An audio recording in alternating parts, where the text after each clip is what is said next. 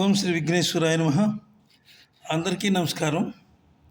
ఈరోజు మన టాపిక్ ఏమిటంటే ప్రముఖ యువ రచయిత అయినటువంటి అనంత శ్రీరామ్ గారి గురించి మన టాపిక్ ఈరోజు. ప్రతి మనిషిలోనూ ఒక టాలెంట్ తప్పకుండా ఉంటుంది. అది సమయ సందర్భాలను బట్టి మాత్రమే బయటకు వస్తుంది. ఇండస్ట్రీలో ఉన్న 24 క్రాఫ్ట్స్లో అతి ముఖ్యమైనది, ప్రమాదకరమైనది కూడా సాహిత్య రంగం. ఎందుకు ప్రమాదకరమైంది అంటే, కాలు జారితే తీసుకోగలం, నోరు జారినా తీసుకోగలం, కానీ కాంట్రవర్సీ పదాలు కనుక సాహిత్యంలో పడితే రచయిత చాలా ప్రాబ్లమ్స్ ఎదుర్కోవాల్సి వస్తుంది. రచన అందుకే కత్తి మీద సాము అన్నారు. ఇప్పుడు సాహిత్యం గురించి ఎందుకు చెప్పుకుంటున్నామంటే, ఇప్పుడు లిరిక్ రైటర్ గురించి ఆయన అనంత శ్రీరామ్ పాటల్ని పసందుగా రాసి పల్లకి ఎక్కించగల ఓర్పు నేర్పు అనంత శ్రీరామ్లో సొంతం. అక్షరాలను అద్భుతంగా అమర్చి ప్రేక్షకుల హృదయాల్లో మల్లెలు పూయించి తెలుగు ప్రజల ముంగిట రంగవల్లులు దిద్దగల రస హృదయుడు శ్రీరామ్. అనంత శ్రీరామ్ పాటలు జలపాతాల్లో దూకుతున్నట్టు, జుంటు తేనీయలు త్రాగుతున్నట్టు చాలా మధురంగా ఉంటాయన్నమాట. అనంత శ్రీరామ్ చదువు ఆపి పాటలు రాయడం కోసం దృష్టి పెట్టాడు. అయితే ఆయనకు గురువు అంటూ ఎవరు లేరు. రాసినవి తండ్రికి చూపించి ఆయన సలహాలు తీసుకునేవాడు.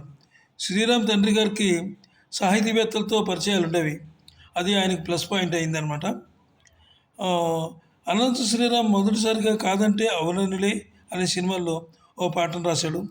తర్వాత మెగాస్టార్ చిరంజీవి నటించినటువంటి అందరివాడు మూవీలో ఒక అద్భుతమైన పాట రాసి రాయడమే కాకుండా ఆ పాట సెన్సేషనల్ హిట్ అయింది. అప్పుడు శ్రీరామ్ సంగీత దర్శకుల దృష్టిలో పడ్డాడనమాట. ఈ వీడియో మీకు నచ్చినట్లయితే సబ్స్క్రైబ్ చేసి ఒక లైక్ ఇచ్చి మాకు ప్రోత్సాహం ఇవ్వండి. ఇక శ్రీరామ్ ఆ రంగంగా ఉన్నప్పుడు శ్రీరామ్ మంచి ఫామ్లో ఉండగా విజృంభించి మృదు మధుర గీతాలు వ్రాయడానికి శ్రీకారం చుట్టాడు. వాస్తవికత దృష్టిని ఆలోచించి సృజనాత్మకతను జోడించి తేలిక పదాలతో లోతైన భావాల్ని వెలికితీసి చక్కని పదాలతో పాటల్లో అనూహ్యమైన ప్రయోగాలు చేశాడు. కొమ్ములు తిరిగిన రచయితల్లో కూడా ఆయన ఆశీర్వదనాలు పొందారు. వారంతా ఆయన్ని ప్రశంసించారు. అనంత శ్రీరామ్ మేధాశక్తికి, సాహితీ విలువలకు ఎన్నో అవార్డులు ఆయన్ని వరించాయి. అలాగే ఆంధ్రప్రదేశ్ ప్రభుత్వం కళారత్న పురస్కారాన్ని అందించింది. అంతేకాక ఉత్తమ పాటల రచయితగా నంది పురస్కారం కూడా ఆయన అందుకున్నారు. సీమ అవార్డు సీతమ్మ వాకిట్లో సిరిమల్ల చెట్టు అనే చిత్రానికి ఆయన ఉత్తమ రచయితగా పురస్కారాన్ని అందుకున్నారు. అనంత శ్రీరామ్ గారు చదువు ఆపేయడానికి కారణం ఏమిటంటే, ఎప్పుడూ కూడా ఆయన దృష్టి పాటల మీదే ఉండేది. పాటలు రాయడం, వాటిని మళ్ళీ చూసుకోవడం, వాటిని ఎవరికీ చెప్పకుండా గురువులంటూ లేకుండా తమ తండ్రి గారికి చూపించి ఆయన ఆ సలహాలు తీసుకుని చక్కటి పదాలను ఆయన సలహాలు తీసుకోవడం అంటే ఆయనకు సంగీతమే కాకుండా ఒక మంచి ఆయన చాలా తెలివైనడు అనమాట. ఆయన గురించి మనం ఇప్పుడు చెప్తే చాలా అవుతుంది.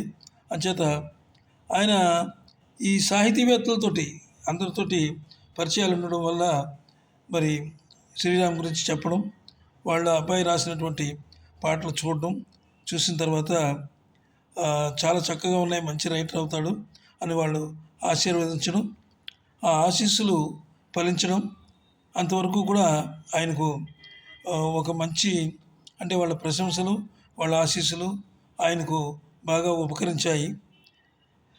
అదే ఉద్దేశంతో ఇంకా సినీ ఫీల్డ్కి వచ్చాడు. వచ్చిన వెంటనే ఏదో చిన్న చిన్న అవకాశాల కోసం తిరిగాడు, కానీ మంచి టర్నింగ్ పాయింట్ దొరికింది.